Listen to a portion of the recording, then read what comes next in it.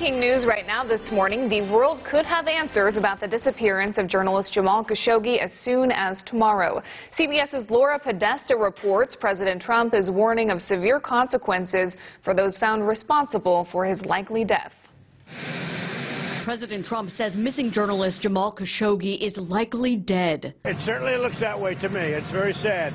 It certainly looks that way. And he warned of consequences for Saudi Arabia if it's found culpable. It'll have to be very severe. I mean, it's bad stuff.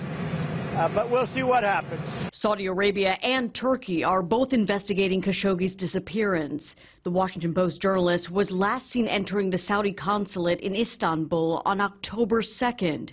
I told President Trump this morning that we ought to give them a few more days. Secretary of State Mike Pompeo briefed the president Thursday after returning from a fact-finding mission in Riyadh and Istanbul.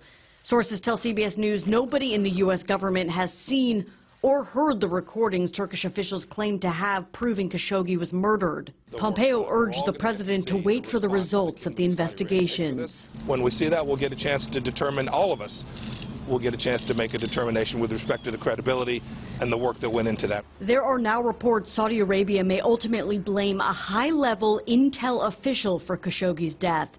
Both the New York Times and Washington Post say a top general may be accused of going rogue, an explanation that would deflect blame from Crown Prince Mohammed bin Salman.